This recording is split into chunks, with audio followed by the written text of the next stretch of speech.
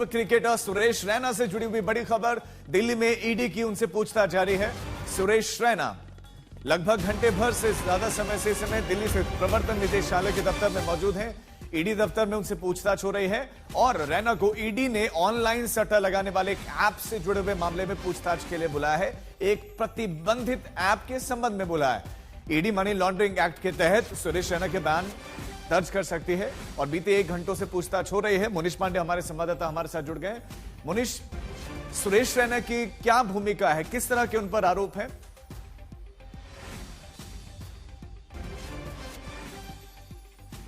जी देखिए राजीव, पिछले कुछ दिनों से लगातार ईडी जो है कई इलीगल बेटिंग ऐप जो हैं उनको लेकर छानबीन कर रही है और इसी छानबीन के दौरान 1xBet नाम के एक ऐप के बारे में ईडी को जानकारी मिली।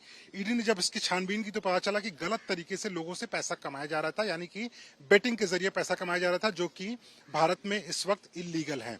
जब उन्होंने आगे छानबीन की तो पता चला कि उसमें 2 क्रिकेटर के भी नाम है, सुरेश रैना और शिखर धवन। उसके बाद सुरेश रैना को पूछताछ के लिए बुलाया गया था, लेकिन पहली बार वो समन के बाद आए नहीं। लेकिन आज 11 बजे का समय मुकर्रर किया गया था, जिसके बाद सुरेश रैना 11 बजे आए और पिछले 1 घंटे से उनसे पूछताछ चल रही है। उसके अलावा शिखर धवन को भी जल्द ही पूछताछ के लिए बुलाया जा सकता है। लेकिन जो सवाल क्या राजीव कि क्या आरोप है सुरेश रैना के ऊपर, ईडी सूत्रों की माने तो सुरेश रैना को इस बेटिंग ऐप को प्रमोट करने के बदले में पैसा मिला था और ये पैसा गलत तरीके से कमाया हुआ पैसा था।